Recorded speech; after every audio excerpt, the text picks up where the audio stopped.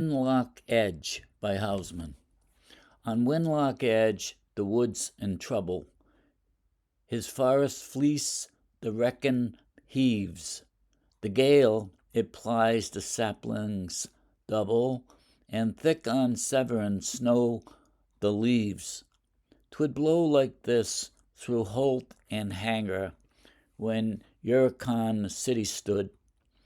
'Tis the old wind and the old anger, but then it threshed another wood.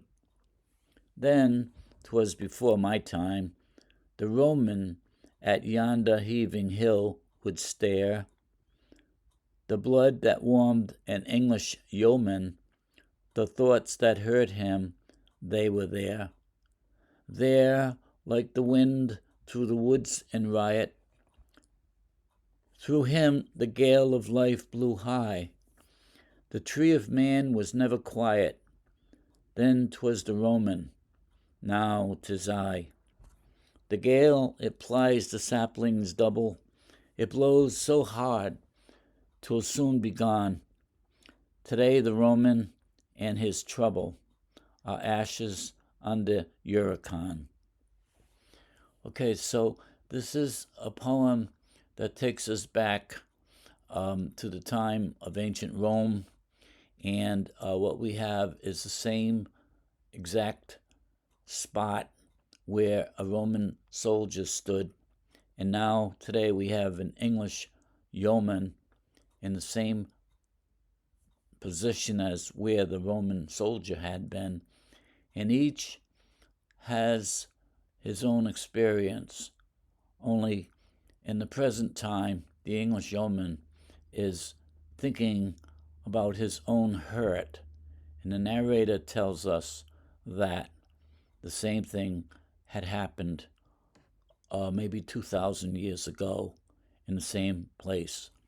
So that's really what happens. We have one location, two individual soldiers removed by time of 2,000 years, two individuals, and each is lost in a reverie of his own thoughts and about his own anxieties, and we have the narrator of the poem, you might say the voice of the poet, telling us, making some comment about the similarities of these two individuals, so that time may change, but man and his own personal issues will be the same. Okay, they do not change.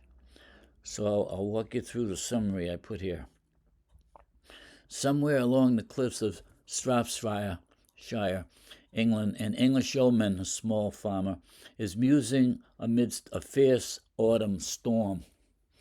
As a narrator, he both describes the action of the storm and conveys his personal feelings which extend beyond the tumult of the setting.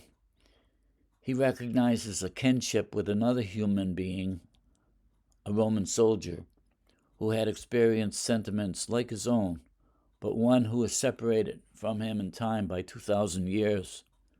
He suggests how each has to wrestle with the disquiet of life as found in nature and in the mind itself. The narrator's solace, this is the poet now, is tempered by the fact that the Roman's disquiet has been removed by time, while this yeoman has to deal with his own because it remains. The poem addresses the universality of man pitted against the backdrop of the immortality of nature.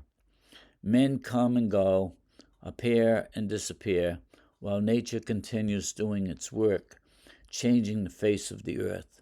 This is a common theme in all of Housman's poetry.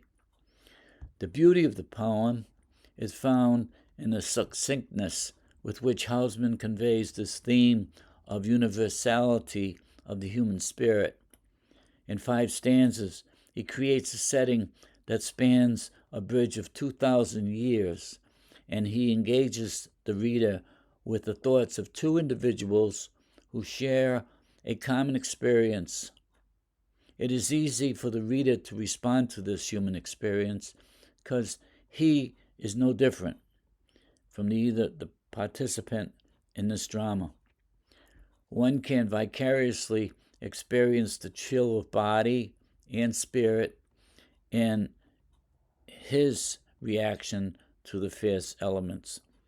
The wild through, what is this now? Oh, this is the line from the poem. There the wind through the woods in riot, through him the gale of life blew high. The reader, too, has experienced this bodily and spiritual chill of turmoil when the gale of life is blown high through his own soul sometime or other in his own life. Housman engages the reader in the thoughts and the reactions of both the Roman soldier and the narrator through his use of graphic imagery.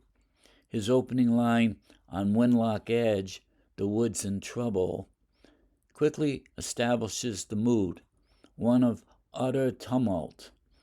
Violent winds are beating down the saplings so badly they are doubled over and seem to cower in submission to the gale forces of nature. All the trees of the Wrekin, a very high hill covered in woodland, are in motion, swaying to and fro, giving the appearance of a heaving ocean.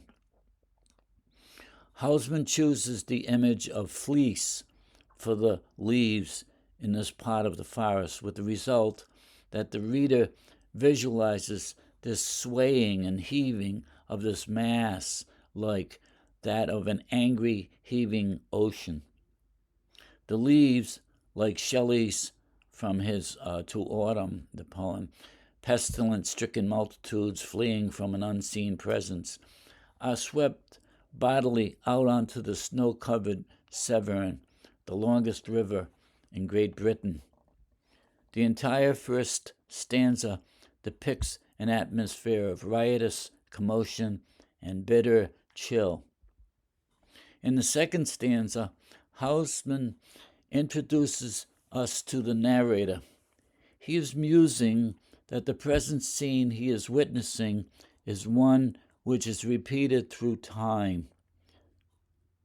Housman is. In other words, he is the narrator, not the yeoman. Time has brought change to the landscape, but the elements remain the same. The angry gale blew through the ancient Roman city of Uricon with the same deadly force when it was a fortress manned by Roman legionnaires some 2,000 years before. The same wind, the same anger, but a different wood. Then it threshed another wood, we are told. To lend an antiquated mood to his work, Housman uses archaic nomenclature in place of words which are in standard use today. The winds, 'twould blow like this through Holt and Hanger. Now these two words, Holt and Hanger, are references to the present form of woods, but denote a specificity of size and region. Holt is synonymous with a copse, and Hanger is also a smaller area, but situated on a piece of sloping land like that of a hillside. It gets its name from the fact that it overhangs an area beneath it. Housman's juxtaposition of this word choice is significant in establishing a contrast between the two time periods.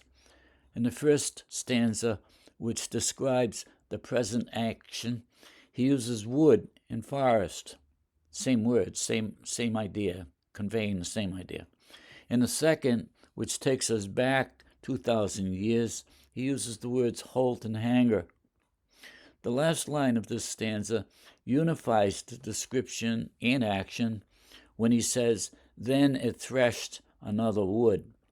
The word wood brings the reader back to the present with the perspective of seeing the present wood as one with the past. The contrast in time is further developed by the use of specific location as might be determined by present-day maps.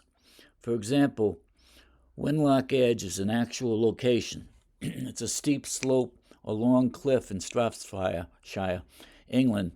The Wrekin is a steep hill in East Shropshire, England, which rises to a height of 1,335 feet. The Severn is the longest river in England. The place referenced in the second stanza, the Roman fortress town of Uricanium, no longer exists today. It belonged to the antiquities of man's past. These universal time references used by this poet represent a writing technique previously discussed in a play called Our Town by Thornton Wilder. The reader is reminded that time moves on, and things like the great pyramids and ancient temples might leave traces of past existence.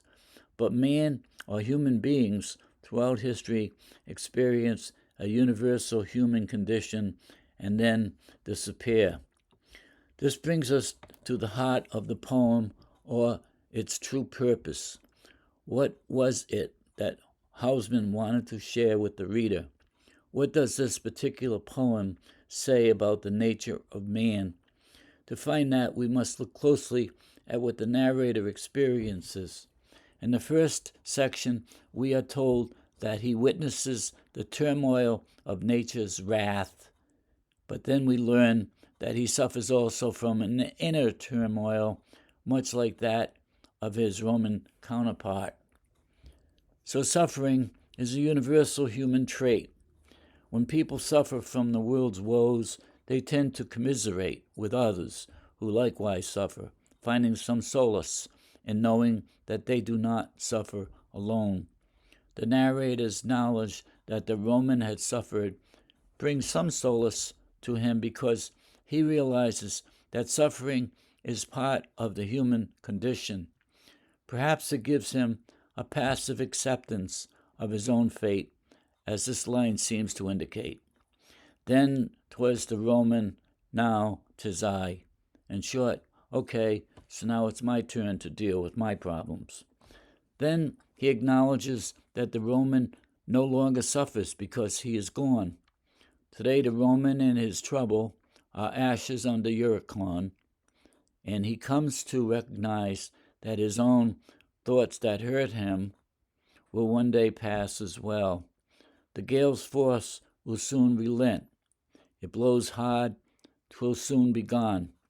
In that thought, perhaps he will find respite, for the one constant in life is change.